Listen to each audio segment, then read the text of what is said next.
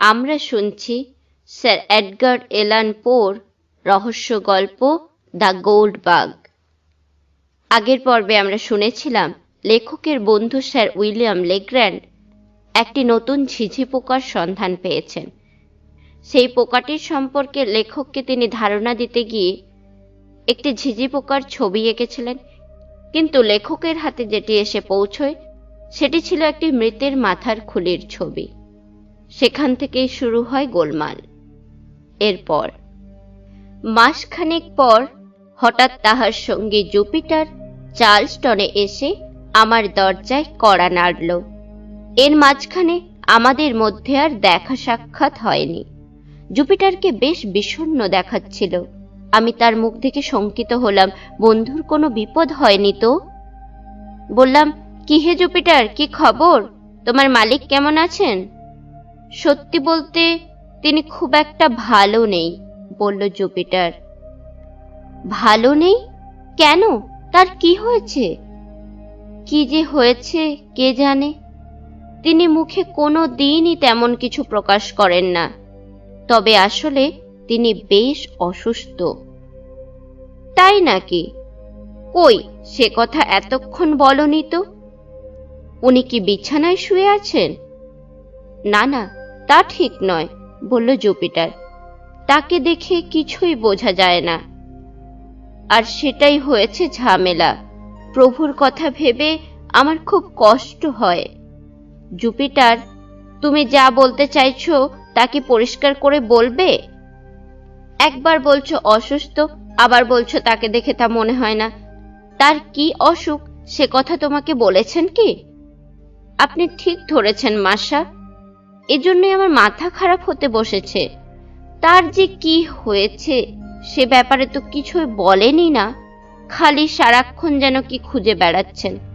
কেন যে মাথা নিচু করে বসে থাকেন, কেন যে ফ্যাকাশে হয়ে যাচ্ছেন, সবসময় একটা বকযন্ত্র নিয়ে কি যে করেন।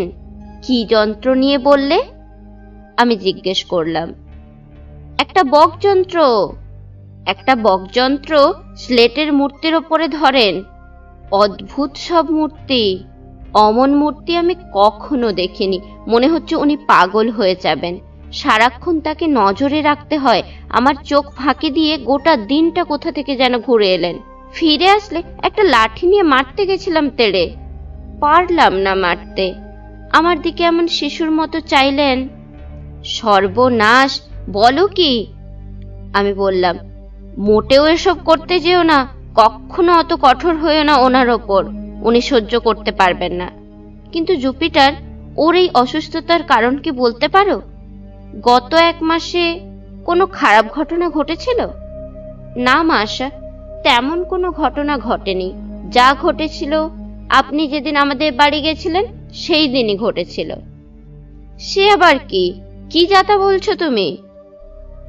আহা, আমি সেই ঝিঝি পোকাটার কথা বলছি।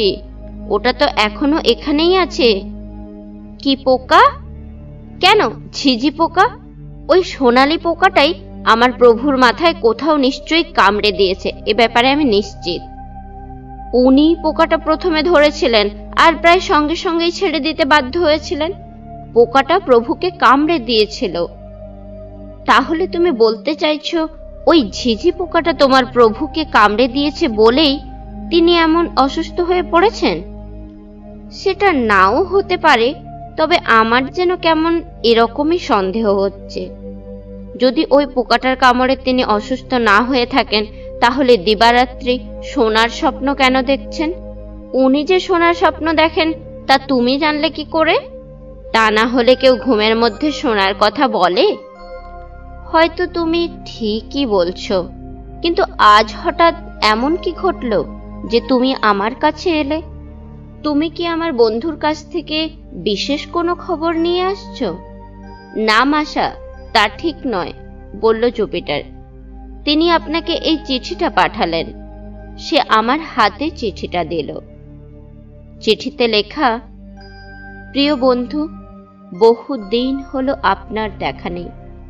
আশা করি আপনি আমার সামান্য কঠোর আচরণে অসন্তুষ্ট হওয়ার মতো বোকা নন। আপনার সঙ্গে দেখা হবার জন্য উদ্বেগে আছি। তার যথেষ্ট কারণও আছে। অনেক কথা বলার আছে আপনাকে, কিন্তু কিভাবে যে বলবো এবং সেটা আপনাকে বলা উচিত হবে কিনা বুঝতে পারছি না। গত কয়েকদিন ধরে শরীরটা ভালো নেই, আর বেচারি জুপিটার আমার মঙ্গলের জন্য এত বেশি চেষ্টা করছে যে সেটা মাঝে মাঝে অসহ্য হয়ে উঠছে। আপনি কি বিশ্বাস করবেন যে আমি ওকে ফাঁকি দিয়ে বাড়ি থেকে পালিয়ে একা একা সারা দিন পাহাড়ে কাটিয়েছি এই অপরাধে ও আমাকে ঠ্যাঙাবার জন্য বেশ একটা বড় লাঠি বানিয়েছে। আমি নিশ্চিত যে আমার অসহায় চোখ মুখ দেখেই বোধহয় ও আমাকে মারেনি। এর মধ্যে আমার সংসারে কোনো বিশেষ পরিবর্তন ঘটেনি।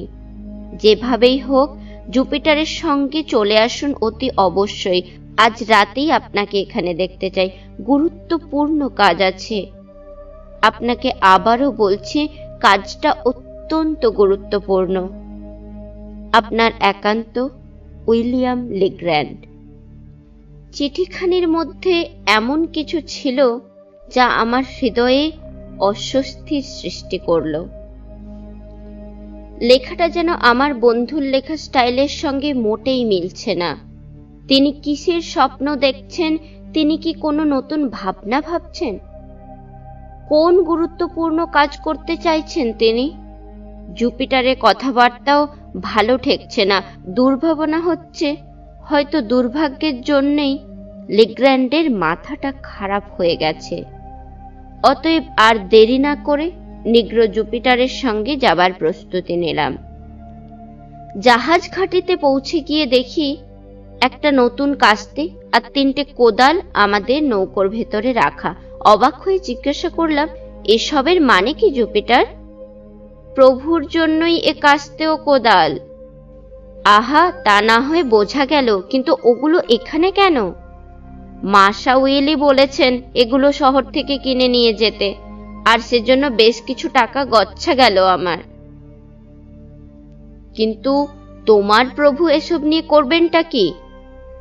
সেসব কি আর আমি জানি? মনে হয় উনি নিজেও জানেন না। এ সবই ওই পোকাটার জন্য। বুঝতে পারলাম জুপিটারের কাছ থেকে কোনো কিছু জানার চেষ্টা বৃথা। ওর মাথায় সারাক্ষণই ঘুরছে সেই সোনার ছিছে পোকার কথা। নৌকোতে উঠে পাল তুলে দিলাম। জোরালো অনুকূল বাতাস আমাদের অল্প সময়েই মুলট্রি দুর্গের উত্তরে পৌঁছে দিল। যথারীতি 2 মাইল হেঁটে বন্ধুর কুটিরে যখন পৌঁছলাম, বেলা তখন 3টে। আজ এই পর্যন্ত। পরবর্তী পর্ব পরের শনিবার।